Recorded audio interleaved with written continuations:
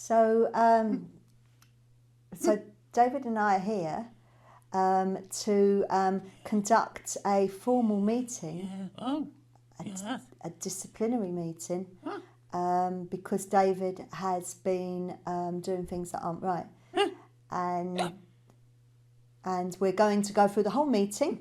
And I'm going to explain to you what you've done, and hopefully we're going to come up with some targets for you, so we can move on and make things better. Okay, David? Right, you are. Can I just... I'm a little bit worried that my letter of recommendation's going to blow away. Could you just pop Emlyn on top? I want to use him as a paperweight. Gracious me. Well, Emlyn isn't a paperweight, but I will put him on top for you for this one time. But it's not a letter of recommendation. I can assure you of that. It's a disciplinary letter, the letter I've sent you. But yes, I'll get Emlyn out. Yes, pop Emlyn on top. He's a paperweight today. Emlyn is so much more than a paperweight. But there you go, Emlyn. Right, okay then, David. So stick with your papa. Are we ready to go? Is Emlyn your representative, your union representative? Yes, Emlyn is my union representative and my paperweight. Okay, okay. Right, well, let's proceed then. So you've had your letter. Yes, Neil read it to me. Yes, and you'll know that I've got issue with the fact that you are calling Neil names very often. Yes, you named a few in the letter. Yes, I did. I named a few in the letter, and that was just from 2 episodes. Names like a spare part, a pea pod with nothing inside it, an upside down woodlouse. Absolutely. You intrusive little boy. Yeah. Oh, he can be. Right. No. We're already getting off onto the wrong footing here, because already it sounds to me like you're not taking this seriously. This is not a subject for amusement.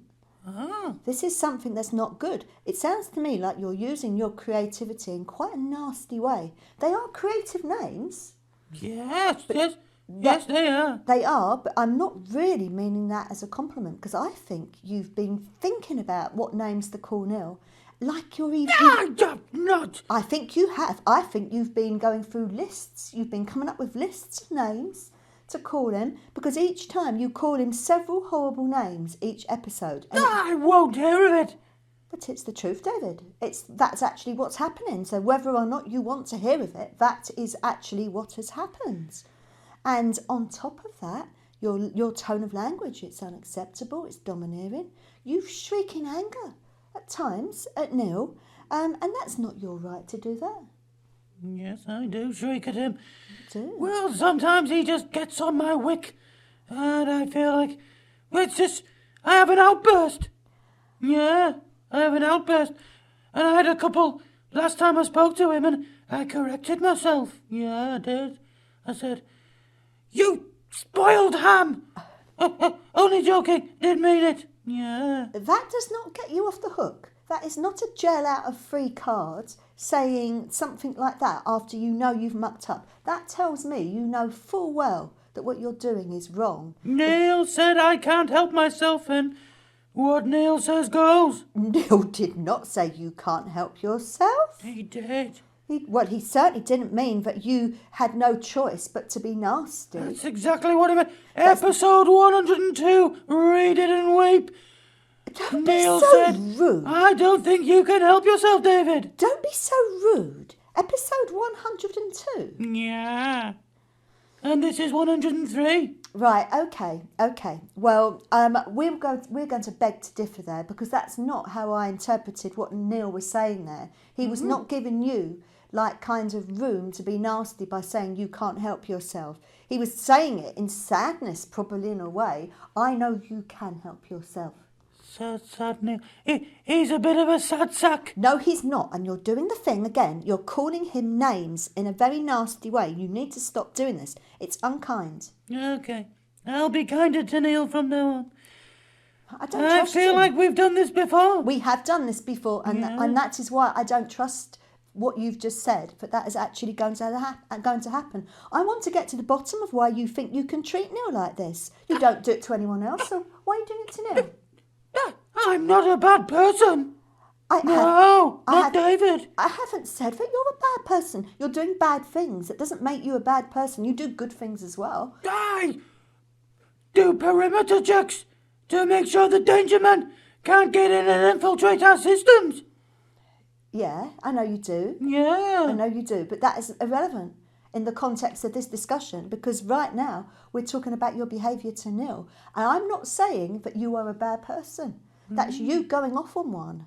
That's not what I am saying here. I'm saying that you are, well, you're a good person, you're a nice and you're a funny person, but you're doing some bad things and you've not changed. And I've asked you on many an occasion, informally, to get this sorted, and you haven't. You've let me down and you've let yourself down, and most of all, you're doing a thing to Neil that I can't allow you to do. You're biting the hand that feeds you, David. Have you heard of that phrase? Absolutely. Yeah. Yes, Neil feeds me. He feeds me good and proper roll mops in a pouch that I can wear on a string around my neck. He once bought me in an easy peeler. Yeah. Yeah, so he feeds you in a literal sense, but he's also feeding you metaphorically. He's supporting you, looking after you. You depend on Neil.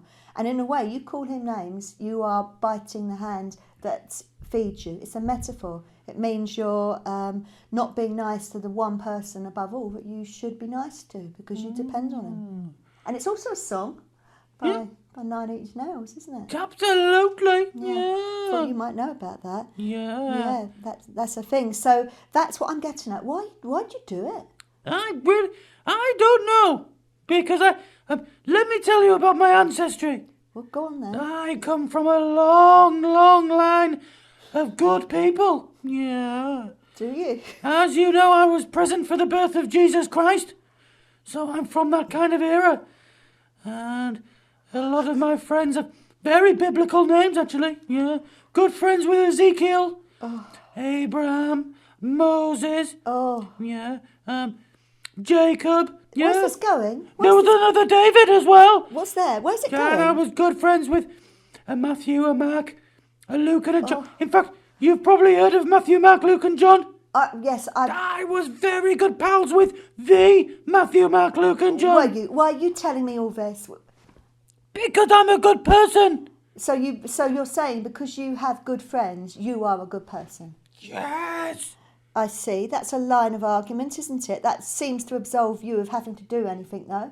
People talk about being tarred with the same brush, and I'm glazed with the same